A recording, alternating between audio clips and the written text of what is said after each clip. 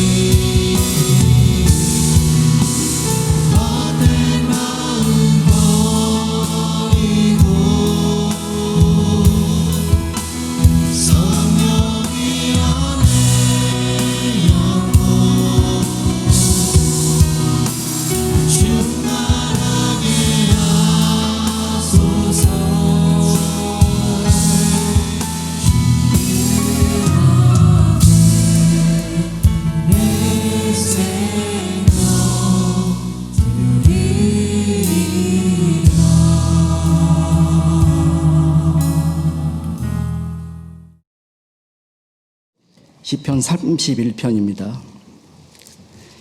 여호와여, 내가 주께 피하오니 나를 영원히 부끄럽게 하지 마시고 주의 공의로 나를 건지소서.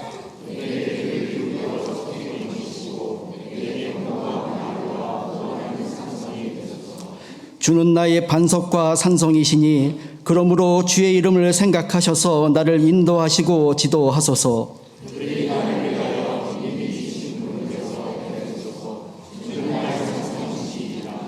내가 나의 영을 주의 손에 부탁하나이다. 진리의 하나님 여호와여, 나를 속량하셨나이다.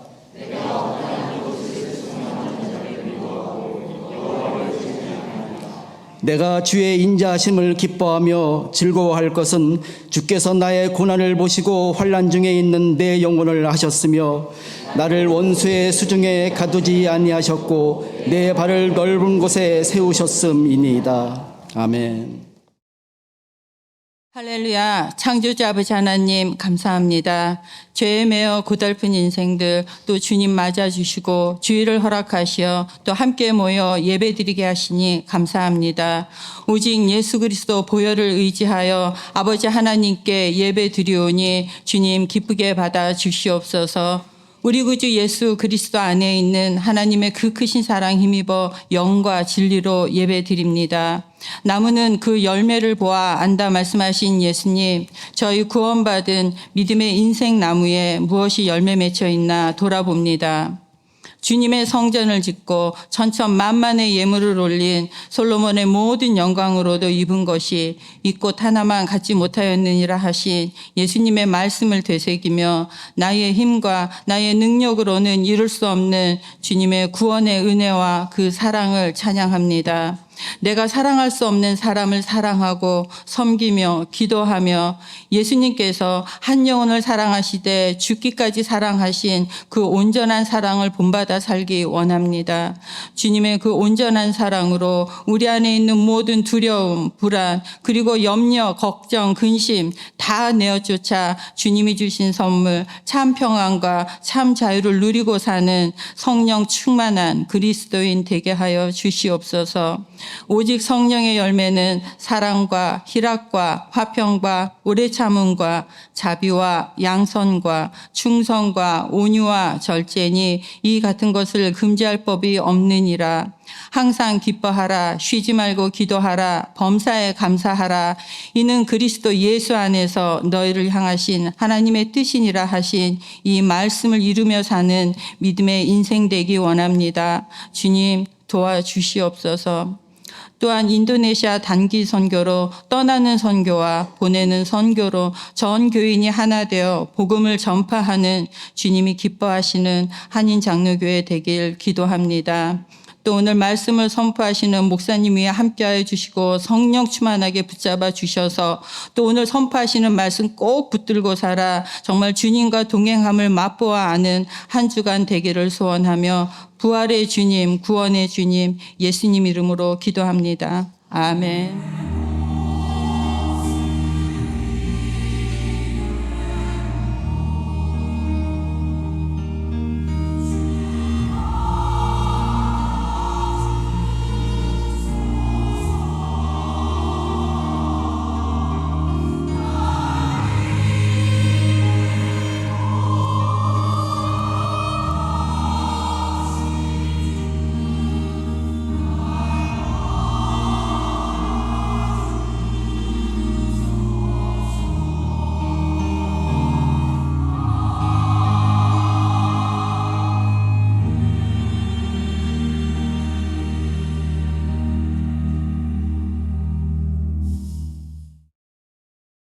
우리 교회 소식 나누겠습니다.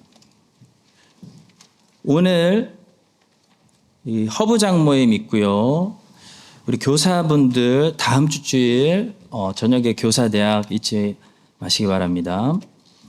새가족분들 오늘 새가족 양육과정 3주 차고요. 오늘 1시 30분에 본당에서 하겠습니다.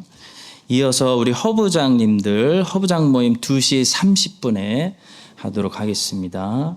존 칼빈 신학교 하시는 성도님들 오늘 7시 웨스트민스터 신앙고백서 3장 우리에게 이보다 더 큰 위로가 없거든요. 하나님의 영원한 작정 이 큰 위로의 말씀 공부하도록 하겠습니다. 교우 소식입니다. 박순서 집사님 시어머니께서 고 유수자 성도님 한국에서 소천하셨습니다. 기억해 주시고 또 기도해 주시고 많은 위로를 부탁드리겠습니다. 1장 1절에서 10절까지 말씀 다 같이 합독하시겠습니다. 다윗 왕이 나이가 많아 늙으니 이불을 덮어도 따뜻하지 아니한지라 그의 시종들이 왕께 아뢰되 우리 주 왕을 위하여 젊은 처녀 하나를 구하여 그로 왕을 받들어 모시게 하고 왕의 품에 누워 우리 주 왕으로 따뜻하시게 하리이다 하고 이스라엘 사방 영토내 아리따운 처녀를 구하던 중 수넴 예제 아비삭을 얻어 왕께 데려왔으니 이 처녀는 심히 아름다워 그가 왕을 받들어 시중들었으나 왕이 잠자리는 같이 하지 아니하였더라. 그때 학기세 아들 아도니아가 스스로 높여서 이르기를 내가 왕이 되리라 하고 자기를 위하여 병거와 기병과 호위병 50명을 준비하니 그는 압살롬 다음에 태어난 자요 용모가 심히 준수한 자라. 그의 아버지가 내가 어찌하여 그리 하였느냐고 하는 말로 한 번도 그를 섭섭하게 한 일이 없었더라. 아도니아가 스료야의 아들 요압과 제사장 아비아달과 모의하니 그들이 따르고 도우나 제사장 사독과 요야다의 아들 분하야와 선지자 나단과 시므이와 레이와 다윗의 용사들은 아도니아와 같이 하지 아니하였더라. 아도니아가 에누로겔 근방 소엘렛 바위 곁에서 양과 소와 살찐 송아지를 잡고 왕자 곧 자기의 모든 동생과 왕의 신하된 유다 모든 사람을 다 청하였으나 선지자 나단과 분하야와 용사들과 자기 동생 솔로몬은 청하지 아니하였더라. 아멘.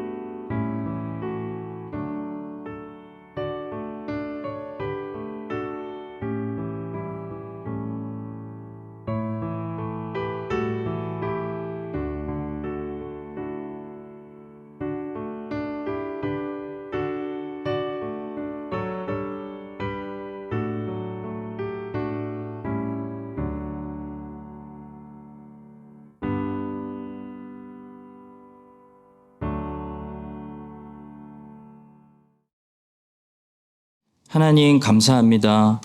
모든 것이 하나님의 것이고 하나님께로부터 왔는데 우리 손에 주셨다가 우리 손으로부터 다시 받기를 원하시는 하나님 찬양합니다. 그 과정 속에 우리에게 믿음의 선물 주시고 또 순종의 훈련을 주셔서 감사합니다.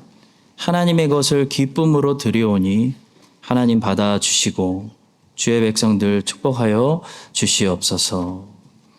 하나님, 오늘 또 말씀을 전할 때 하나님 성령 하나님께서 내적으로 함께 말씀하여 주시고 설교하여 주셔서 귀로 듣는 설교가 연약할지라도 심령에서 말씀하시는 하나님의 말씀이 클리어하고 명확할 수 있도록 은혜 주시옵소서.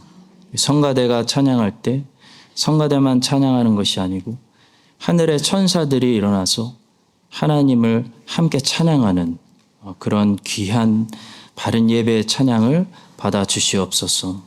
주의 백성들을 축복합니다. 우리 가운데 질병을 제거하시고 우리 가운데 귀신과 마귀의 역사들을 멸하시며 죄 짓게 만드는 모든 역사를 하나님이 멸하시고 오직 성령 충만하여 하나님의 뜻대로 사는 한 주가 되게 하여 주시옵소서. 감사하며 축복하며 예수님의 이름으로 기도합니다. 아멘.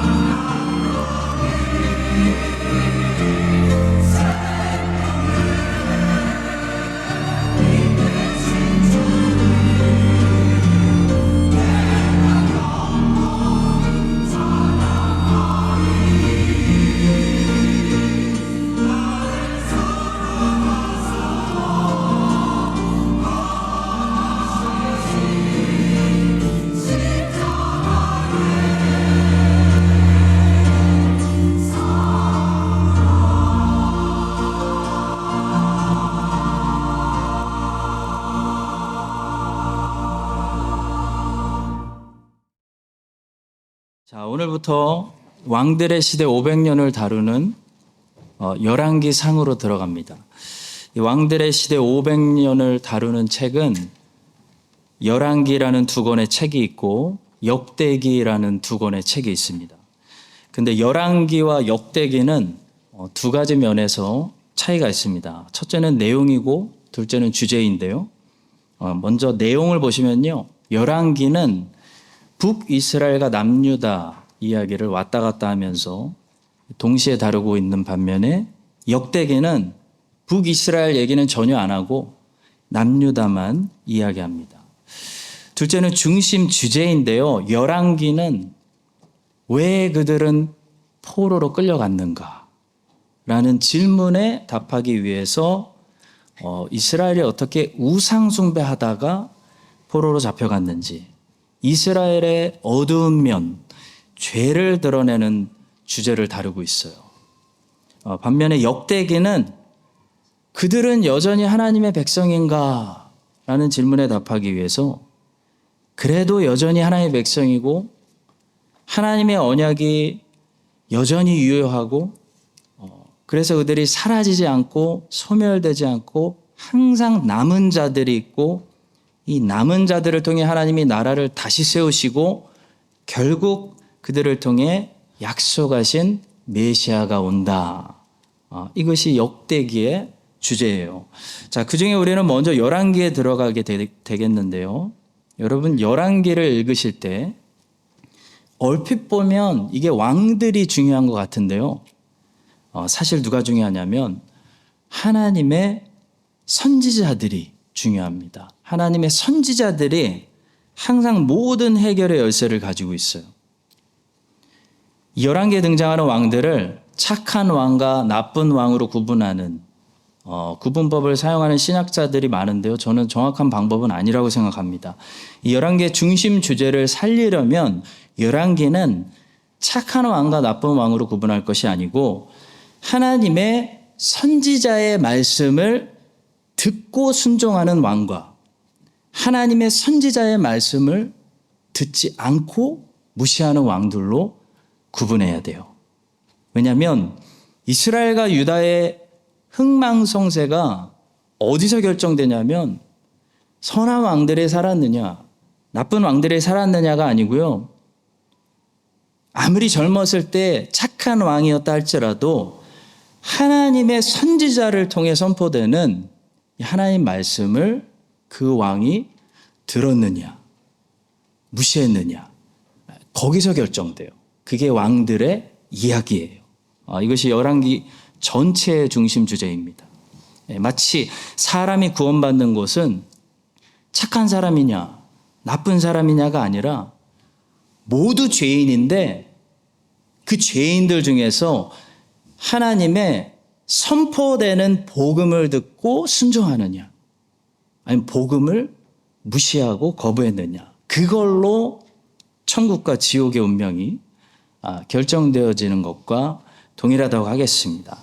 자, 여러분 이렇게 큰 주제가 이제부터 뒤에서 계속 흐르고 있다는 사실을 여러분 기억하시고 이제 열왕기상 1장으로 들어가서 오늘은 아도니아가 스스로 높여 왕이 되려고 한다라는 제목으로 오늘 본문이 주시는 말씀에 귀를 기울이겠습니다. 첫째로 다윗이 자식을 지나치게 관대하게 키웠다라고 오늘 본문이 말씀합니다. 본문 6절은 이 사실을 아주 공개적으로 지적하고 있는 것 같습니다. 6절 보십시오. 그는 압살롬 다음에 태어난 자요 용모가 심히 준수한 자라. 그의 아버지가 내가 어찌하여 그리하였느냐고 하는 말로 한 번도 그를 섭섭하게 한 일이 없었더라. 한마디로 아도니아가 잘못했을 때 지적한 일이 한 번도 없었다는 거예요. 그래서 이 아들이 버릇없게 자랐습니다. 마치 파수꾼이 높은 망대에서 이렇게 보고 있다가 적들이 쳐들어오고 있는 것을 보고도 적들이 쳐들어옵니다. 전쟁 준비하십시오. 이렇게 외치지 않고 적들이 다 쳐들어올 때까지 침묵한다고 생각해 보세요. 굉장히 나쁜 일이죠. 마찬가지로 다윗은 아버지였기 때문에 하나님이 이 아들들에게 세운 파수꾼과 같았어요. 아도니아의 인생에 제일 좋은 파수꾼은 누구였냐면 다윗이었어요. 아버지였어요. 그러니까 아버지가 가르쳐 줘야 되는 거예요. 아들아, 그러지 말아라. 근데 다윗은 그 높은 망대에 있는 아버지로서, 파수꾼으로서, 아들보다 훨씬 멀리 볼 수 있는 아버지로서 아도니아가 저렇게 살면 어떤 사람이 되는지 뻔히 보면서도 침묵했다는 겁니다. 아버지가 아버지의 역할을 하지 않은 것은 마치 파수꾼이 파수꾼의 역할을 안 한 것과 같다는 거예요. 여러분, 비싼 개를 사왔는데 얘가 먹기만 하고 도둑이 들어왔는데 짖지 않는다고 생각해 보세요. 저는 되게 화날 것 같아요. 하나님 마음이 그랬어요. 이스라엘의 파수꾼들이 전부 벙어리가 돼가지고 짖어야 하는데 짖지 않았고요. 외쳐야 하는데 외치지 않았고요. 이스라엘이 망하도록, 망할 때까지 침묵했다는 거예요. 이스라엘의 파수꾼들은 맹인이요, 다 무지하며 벙어리 개들이라, 짖지 못하며 다 꿈꾸는 자들이요, 누워있는 자들이요, 잠자기를 좋아하는 자들이니. 하나님이 많이 화나신 게 느껴져요. 우리가 하나님 말씀으로 자녀들을 경고하고 가르치지 않는 것이 하나님 보시기에는 파수꾼이 침묵하고 벙어리가 되는 것과 같습니다. 아무리 좋은 아빠가 돼요, 여행 다 시켜주고 돈으로 좋은 거 다 사주고 다 해줘도요, 하나님의 말씀으로 경고하지 않고 하나님의 말씀으로 자녀들의 귀에 외치지 않는 것이 개가 짖지 않는 것이요, 파수꾼이 외치지 않는 것이고, 다윗이 아도니아를 한 번도 책망하지 않은 것과 같은 것이에요. 찰스 스펄전 목사님은 아이들에게 필요한 파수꾼은 좋은 부모가 아니라 신앙적인 부모다라고 말했습니다. 아이들의 영혼에 가장 큰 해를 끼치는 부모는 나쁜 엄마, 나쁜 아빠가 아니라 비신앙적인 엄마, 비신앙적인 아빠다라고 다음과 같이 말했어요. 부도덕하고 추잡한 사람들이 도덕적이지만 비기독교적인 사람들만큼 많은 해를 끼치지는 않습니다. 왜 그런지 제가 말씀드리겠습니다. 사람들은 도덕적인 사람의 규칙적인 생활을 근거로 기독교와 상관없는 덕이 있을 수 있다고 생각하게 되기 때문입니다. 이 때문에 사람들은 그리스도 예수와 상관이 없어도 안심하게 됩니다. 이게 비극이죠. 정리하자면 우리 자녀들의 영혼에 가장 해가 되는 엄마, 가장 해가 되는 아빠는요, 나쁜 엄마 아빠가 아니라 비신앙적이고 비기독교적인 좋은 엄마, 좋은 아빠라는 거예요. 아이들에게 나이스하고 돈 잘 벌어다 주고 친절한데 비기독교적이고 비신앙적일수록 아이들은 하나님 없이 살 수 있다고 생각해요. 하나님과 멀어지게 되고 예수님에게 호감을 느끼지 않게 되고 영원한 생명에서 점점 멀어지게 되기 때문이에요. 차라리 비신앙적인 엄마 아빠라면 아이들이 나쁜 엄마, 나쁜 아빠를 경험하는 것이 자녀들의 영혼에 해를 덜 끼친다는 스펄전 목사님의 말씀이에요. 성도 여러분, 좋은 엄마 아빠 되려고 노력하지 마시고 신앙적인 엄마 아빠 되려고 노력해야 됩니다. 좋은 엄마 아빠는 파수꾼이 아니에요. 그냥 좋은 엄마 아빠예요. 좋은 엄마 아빠는 아이들의 영혼의 파수꾼이 되어주지 못하기 때문이에요. 다윗은 아도니아에게 너무 좋은 아빠였어요. 아빠가 제일 잘 나가는 왕이잖아요. 잔소리 안 하는 아빠였어요. 모든 걸 다 제공해 줄 수 있는 아빠였어요. 근데 하나님의 말씀을 들려주지 않는 침묵하는 파수꾼이었다는 거죠. 이게 아도니아의 영혼이 여호와를 떠나고 멸망으로 가게 만들었습니다. 전 제 아이들을 너무 사랑해요. 여러분도 아실 거예요. 티 나죠? 그래서 이 땅에서 누가 아멘 하시네. 그래서 이 땅에서뿐만 아니라 저는 선별의 우주를 반드시 영생으로 데려가서 아이들과 영원히 함께 살아야겠어요. 그래서 저는 좋은 아빠만 데려가지 말고 이 아이들의 영혼에 하나님의 말씀을 들려주는 파수꾼이 되어야 되겠다. 그런 생각을 했습니다. 우리 부모 여러분, 여러분이 아무리 좋은 엄마 아빠여도 하나님의 말씀으로 외치는 파수꾼이 되지 않고 살아서 여러분의 자녀들이 이 땅에서 잘 먹고 잘 살다가 죽음이 갑자기 찾아와서 예수 믿지 않고 멸망당해서 천국에 갔는데 내 자식이 없다면 어떻게 감당하시겠어요?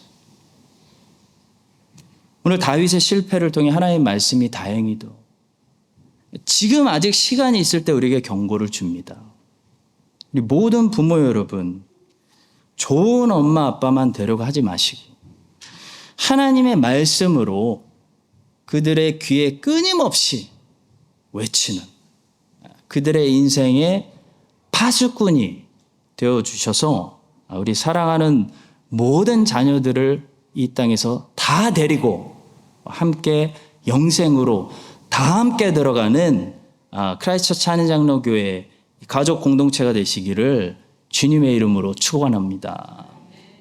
자, 두 번째로 세상에는 스스로 왕이 되려가는 아도니아가 있고요. 하나님이 세워주시는 왕 솔로몬이 있다는 사실이에요. 오늘 본문은 스스로 왕이 되려가는 아도니아는 결코 하나님이 세우시는 왕 솔로몬을 이기지 못한다. 이게 1장의 결론입니다. 이스라엘의 왕이 되려면 하나님이 택해 주셔야 되고 하나님이 세워주셔야 왕이 되는 거예요. 아무리 아도니아가 솔로몬보다 형이고 아무리 아도니아가 얼굴이 잘생기고 5절의 말씀처럼 병거, 기병, 호위병 다 모으고 무력의 힘으로 왕이 되려고 해도요. 결국 스스로 왕이 되지 못해요. 결국 어떻게 되냐면 하나님이 선택하신 사람이 왕이 돼요. 그것이 1장의 말씀이에요. 여러분 이 메시지가 왜 중요하냐면 이 1장의 결론이 왜 중요하냐면 이게 우리 구원과도 비슷하기 때문이에요. 누가 구원받냐면 하나님이 구원해 주시는 사람이 구원받는 거지. 구원은 아무도 스스로 구원받겠다고 구원받을 수 있는 것이 아닙니다. 구원받는 사람 중에 나중에 천국에 가면 스스로 구원받아 거기 온 사람은 한 사람도 없어요. 모든 구원받은 사람들은 다 하나님께서 구원해 주신 사람들이 거기 모이는 거예요. 구원 문제는 스스로 할 수 있는 문제가 아니라 구원자가, 세이비어가 해 주셔야 되는 문제라는 거예요. 한국에 아주 유명한 어떤 대형교회 감리교 목사님이 여러분들 이름 얘기하면 다 아실 거예요. 구원은 사랑으로 받는다고 하셔서 제가 깜짝 놀란 적이 있습니다. 여러분 구원은 사랑으로 받는 건가요? 그게 복음이에요? 아니죠. 구원은 믿음으로 받는 거죠. 오직 믿음으로, 오직 그리스도를 통해 오직 은혜로 구원받는 거지 우리가 사랑한다고 사랑 때문에 사랑을 근거로 구원받는 사람 한 사람도 없습니다. 누가 그렇게 말하면 이단이고 비성경적인 가르침이죠. 구원의 근거는 뭐냐면 하나님의 긍휼이에요. 하나님이 불쌍히 여겨주셔서 구원이 일어나는 거예요. 구원의 수단은 뭐냐면 오직 하나님이 주셔야 되는 믿음의 선물이에요. 구원은 오직 어디에 있냐면 오직 그리스도 안에만 있어요. 예수 그리스도 밖에 나가면 다른 이름으로 구원의 이름을 주신 적이 없어요. 사랑은 그리스도를 닮아가는 은혜이지만 믿음은 그리스도를 붙드는 은혜. 죄인을 그리스도 안으로 붙여버리는 은혜는 믿음이에요. 구원받는 수단이 사랑에 있지 않고 믿음에 있도록 하신 이유가 있어요. 그래야 아무도 자기가 스스로 구원받았다고 말하지 못하기 때문에. 오직 세이비어가, 구원자가 나를 구원해 주셔서 구원자가 나를 위해 뭔가 해 주셨기 때문에 내가 구원받았다고 말하게 되고, 그 고백이 하나님께 영광이 되기 때문에. 그래서 구원해 주신 거예요. 하나님이 영광 받으시기 위해서. 성도 여러분, 구원은 스스로 어떻게 해낼 수 있는 그런 문제가 아닙니다. 그런 주제가 아니에요. 구원은 구세주가 해주셔야 우리가 받을 수 있는 거예요. 아도니아가 스스로 왕이 되지 못하고 이스라엘의 왕은 하나님이 택해 주셔야 솔로몬이 왕이 되는 것처럼, 사람이 사랑한다고 선하게 산다고 스스로 구원하지 못해요.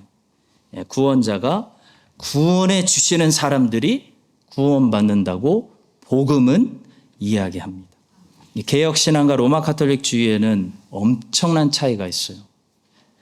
앞에 보시면 하나는 개혁신앙의 고백이고 하나는 로마 카톨릭의 고백인데요.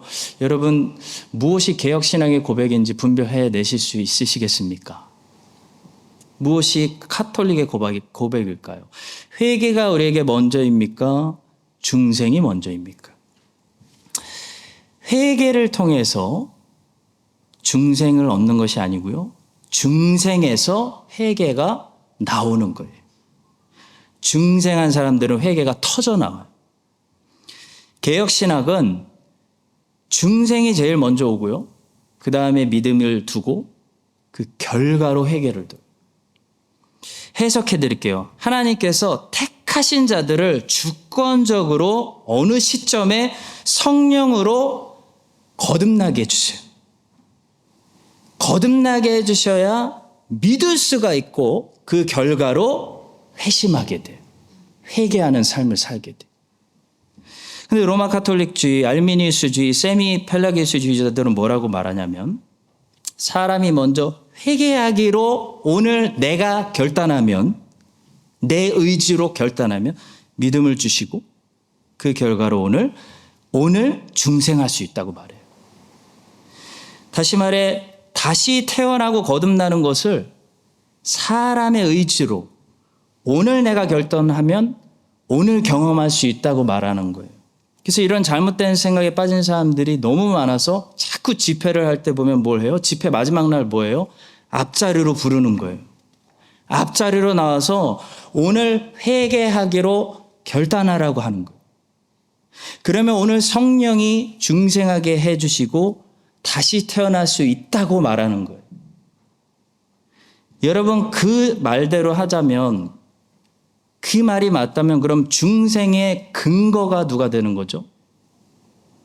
오늘 회개하기로 그 집회에서 결심한 내가 중생의 원인이 되는 거예요. 그리고 결국 모든 사람들이 중생하게 되는 원인은 무엇이라고 생각하게 되는 거냐면 사람의 결단과 의지라고 보는 거예요. 내가 믿기로 그날 결단해서 내가 그리스도인이 되었지 라고 말하게 되는 거예요. 이게 하나님의 영광을 가리는 거죠. 자, 그럼 과연 성경이 그렇게 말하고 있는가? 여러분들은 어느 날 자세히 생각해 보세요. 여러분이 믿기로 결단하셔서 그날 거듭나서 그리스도인이 되셨습니까? 한번 기억을 잘 되새겨 보세요. 여러분, 아기가 엄마가 낳아주니까 낳는 거지 내가 낳는다고 낳는 거예요? 아니죠. 저는 예수를 믿기 전에 좀 유별난 죄인으로 살고 있었어요. 1999년 어느 날 제가 학생부 캠프를 갔는데 예수 믿으러 간 거 아니에요. 놀러 갔어요. 애들 보러 갔어요, 친구들. 근데 저에게 그날 무슨 일이 일어났어요. 하나님이 나를 찾아주시고 만나주시는 일이 저에게 일어난 거예요. 내가 하나님을 찾은 게 아니에요. 하나님 찾으려고 간 것도 아니에요. 하나님이 나를 찾아주셨어요. 너희가 나를 택한 것이 아니요 내가 너희를 택하여 세웠나니 이는 너희로 가서 열매를 맺게 하고 또 너희 열매가 항상 있게 하여 내 이름으로 아버지께 무엇을 구하든지 다 받게 하려 함이라. 사도 바울이 다메섹으로 가고 있었는데요. 회심하고 예수 잘 믿으러 간 거 아닙니다. 사도 바울이 그날 다메섹으로 갈 때 예수 믿는 자들 전부 붙잡아가지고 감옥에 쳐 넣으려고 간 거예요. 근데 바울에게 어떤 일이 일어나요. 예수 그리스도가 그를 찾아버리시는 불심하는 일이 일어나 버렸어요. 성령께서 바울에게 역사하셔서 바울이 하나님이 바울을 낳는 일이 일어나 버렸어요.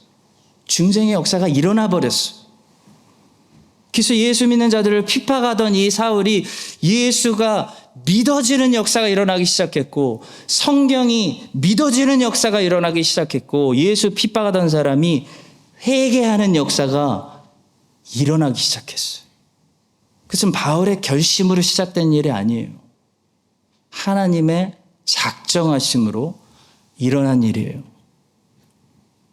우리가 부흥론을 이야기할 때 기독교 안에는 이 부흥을 정의하는 시각에 두 가지 시선이 있습니다. 하나는 찰스 피니식 부흥론이고요. 하나는 조나단 에드워즈식 부흥론이 있습니다. 흔히 칼빈주의를 가지고 있다는 사람들, 곧 개혁신앙인들은 부흥론을 정의할 때 조나단 에드워즈식 부흥론을 이야기합니다. 근데 알미니우스주의자들과 로마 카톨릭주의, 반펠라기우스주의를 가지고 계신 분들은 찰스 피니식으로 우리 안에 일어나는 부흥이라는 사건을 해석하고 그 사건을 바라봐요. 그 찰스 피니식 부흥론은 이렇게 말합니다. 만약에 우리가 부흥이 일어날 수 있는 조건과 컨디션을 가진다면 부흥은 언제든지 일어날 수 있다. 이걸 돌려 말하면요, 이런 얘기예요. 지금 현재 부흥이 일어나지 않는 것은 부흥의 조건을 교회가 가지지 못했기 때문이다. 그들은 항상 이런 시각을 가지고 있어요.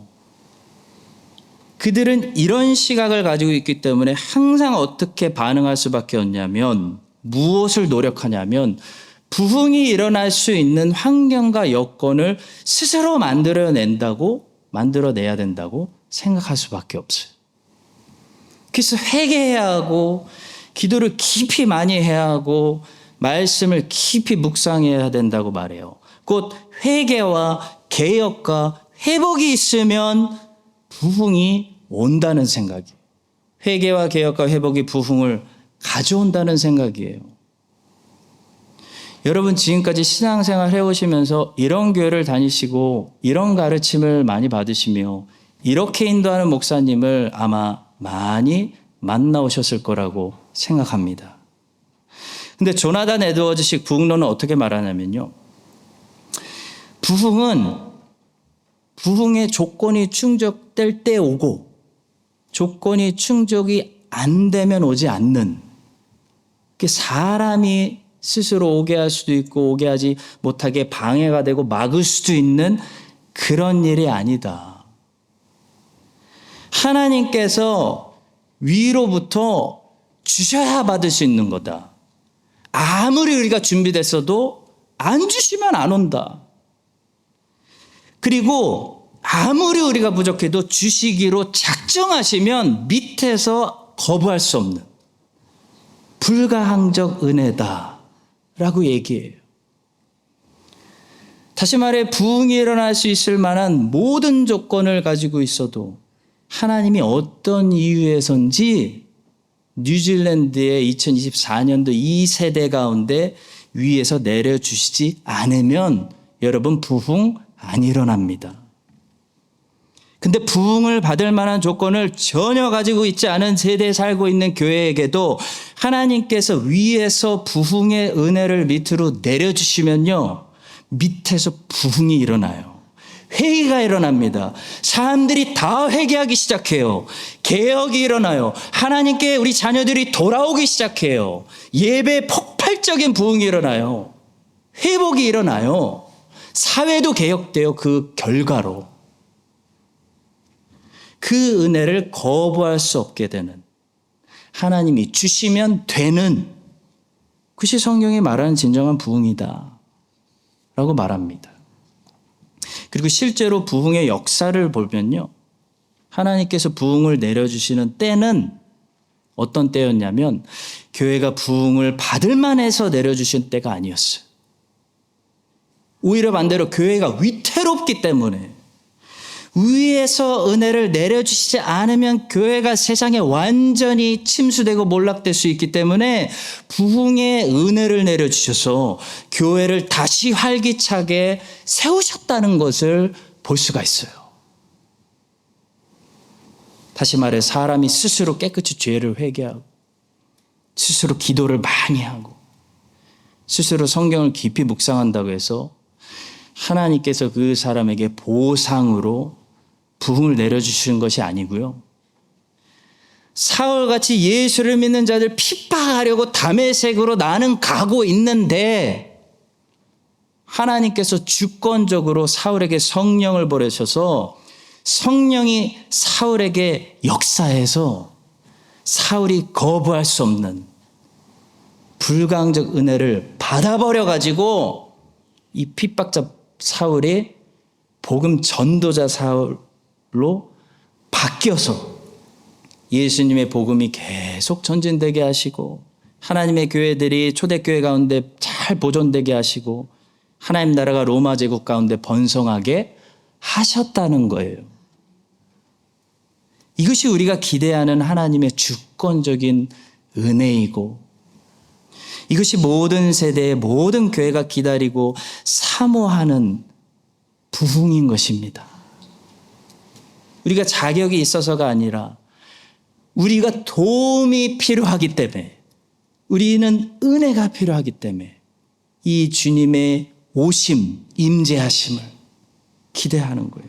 우리 스스로 해봤지만 안 되기 때문에 하나님께서 다시 우리를 처음처럼 찾아주시고 다시 우리를 불쌍히 여겨주시고 다시 우리에게 부흥을 주셔서 이 땅에 여전히 하나님의 백성들이 잘 존재하게 하시고 여전히 하나님의 교회들이 견인되게 하시고 여전히 뉴질랜드에 예수의 복음이 전진해야 되기 때문에 하나님께서 자기 영광 위해서 자기 이름 위해서 자기 나라를 위해서 하나님이 일어나서 여호와께서 일어나서 우리를 다시 불쌍히 여겨주시기를 여러분과 저는 사모하고 기도하며 기다리는 것입니다. 성도 여러분, 아도니아가 막 자기가 스스로 노력한다고 왕이 되는 것이 아니고 하나님이 선택하시고 작정하시고 세우시는 솔로몬이 왕이 됐어요. 우리가 스스로 노력한다고 되는 게 아니에요. 하나님께서 다시 우리를 불쌍히 여겨주실 때 우리에게 회개가 일어나고 회복이 일어나고 다시 뜨거운 열정이 일어나고 부흥이 일어나게 되는 거예요.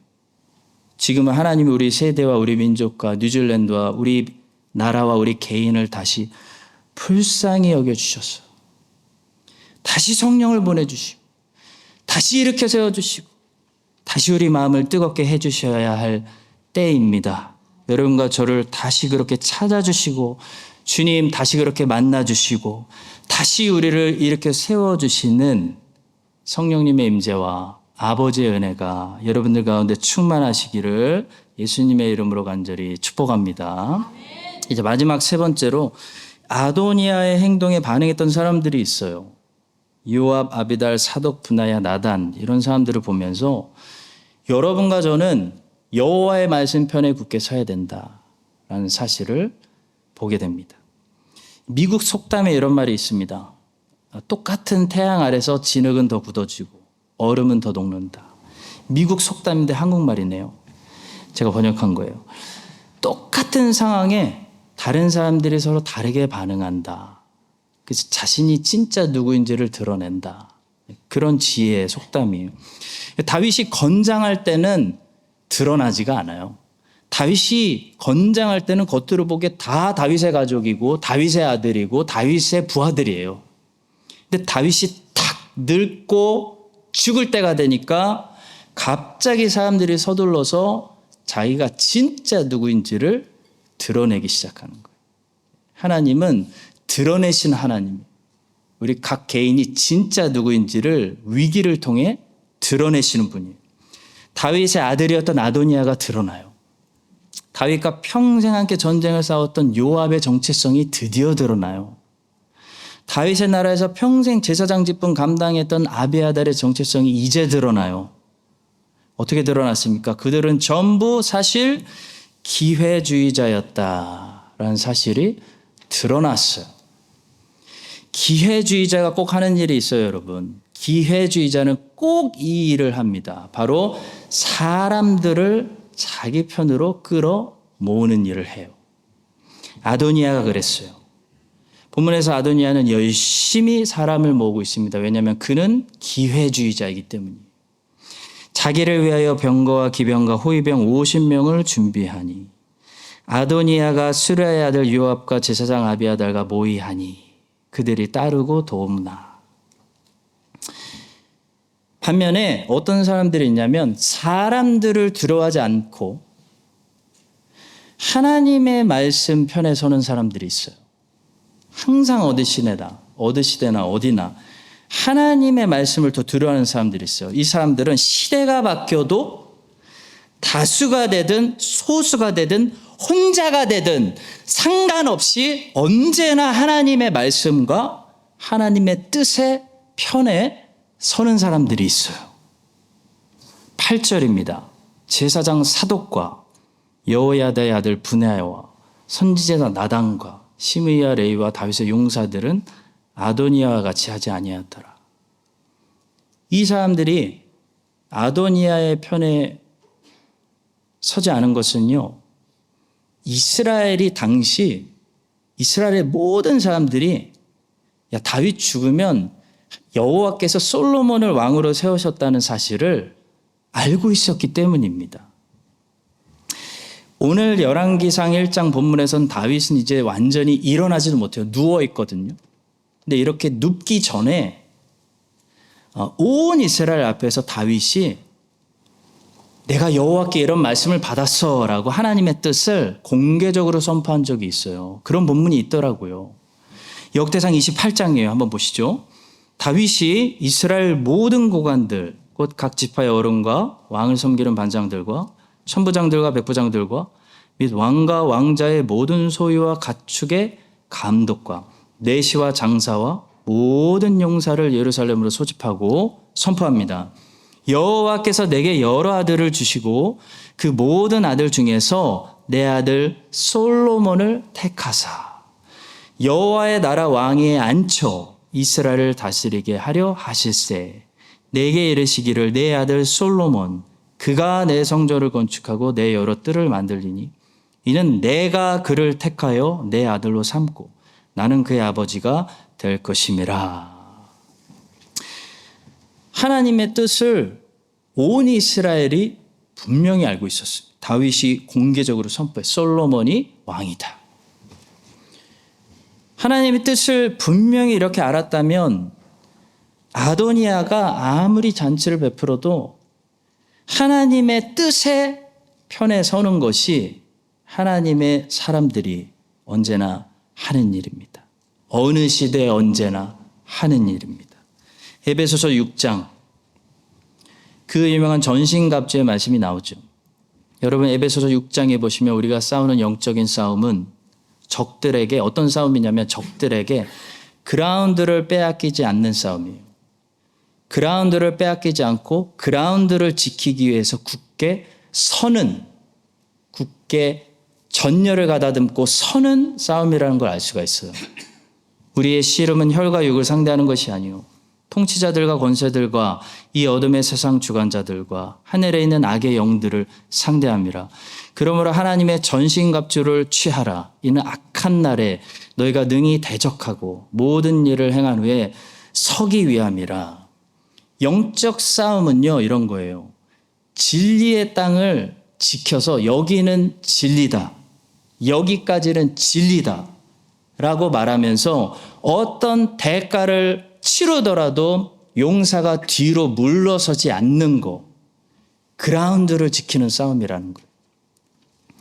그래서 한번 동성애 합법화를 통해서 이 진리의 땅을 지키지 못하고 양보해주고 뒤로 물러났잖아요. 거짓에게 어느 정도 내줬잖아요. 그러면 어떻게 되냐면 그 다음부터 계속 밀고 들어오는 거예요. 계속 빼앗기는 거예요. 한번 여러분, 동성애라는 죄도 심각하지만 동성애라는 죄가 심각한 게 아니라 동성애 합법화가 심각한 거예요. 동성애라는 죄도 심각하지만 동성애라는 죄는 살인죄, 거짓말죄, 시기죄와 동일한 만큼만 심각해요. 근데 동성애 합법화는 다른 문제입니다. 그것은 죄를 죄가 더 이상 아니라고 말하는 거잖아요. 땅을 내어주는 거예요. 뒤로 물러나는 거예요. 양보하고. 진리를 거짓에게 땅을 내어주고 뒤로 물러나는 모습이기 때문에 여러분 지금 보세요. 동성애 합법화 해준 나라들에서 어떻게 되고 있는지 보세요. 절대로 거기서 끝나지 않았어요. 계속 이제 캐나다도 그렇고 마약 합법화 들어가잖아요. 마약 합법화. 추가적으로 밀고 들어오는 공격을 이제 계속 경험하게 되는 거예요. 사랑하는 성도 여러분, 하나님의 말씀이 여기가 진리다 그러면요, 그 진리의 땅에 굳게 서서 뒤로 물러서지 않는 것이 영적 전쟁에서 승리하는 일입니다. 하나님께서 솔로몬이 왕이다 말씀을 선포하셨어요. 그럼 아무리 솔로몬이 어리고 경험이 없고 아도니아가 아무리 무리를 모으고 힘을 키우고 아도니아를 따르는 사람들이 점점 더 많아져도 진짜 용사들은 어디 서는 거냐면 순교 정신으로, 아도니아에게 순교당할 정신으로 하나님의 뜻에 서는 자들이 결국 승리하는 것입니다. 그게 열왕기상 1장의 얘기예요. 우리 서양 국가들이라고 전부 동성애 합법화하는데 찬성한 거 절대 아니에요. 여러분, 마귀는 과장하고 부풀리는 힘이 있어요. 마약 합법화 반대하고 낙태 반대하고 동성애 합법화 반대하는 사람들 미국, 캐나다, 호주, 영국, 뉴질랜드에 많습니다. 세상에는 아직도 여호와의 말씀편에 서서 진리의 땅을 지키는 사독과 브나야와 나다 같은 사람들이 많이 있어요.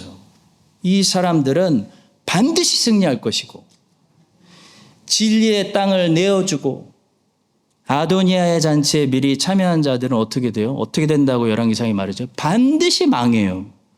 저들은 반드시 망합니다. 반드시 망한다는 것을 여러분과 저는 우리 눈으로 분명히 보게 될 거예요.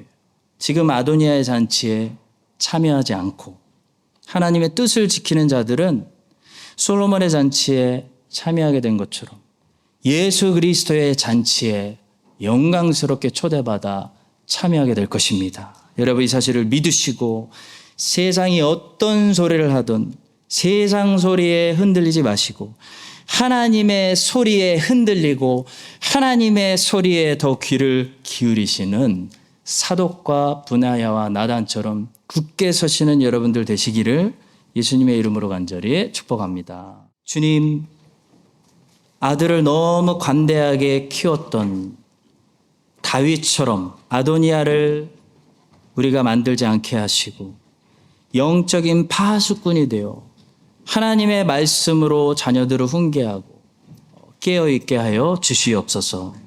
스스로 왕이 되려고 하던 아도니아는 실패하고 하나님이 택하신 솔로몬이 왕이 된 것처럼 하나님이 해주셔야 구원받고 하나님이 해주셔야 부흥이 일어날 수 있습니다. 하나님이 은혜를 내려주시고 성령을 보내 사울이 회심하여 바울이 되는 다메섹의 역사가 우리 모두에게 일어나게 하여 주시옵소서. 여호와의 말씀에 굳게 서서 하나님의 뜻을 기다렸던 사람들처럼 아도니아의 저 시끄러운 잔치가 끝날 때까지 기다리고 다윗이 움직일 때까지 인내하며 예수님의 오실 나라를 준비하고 기다리는 인내의 종들이 되게 하여 주시옵소서. 예수님의 이름으로 기도합니다. 아멘.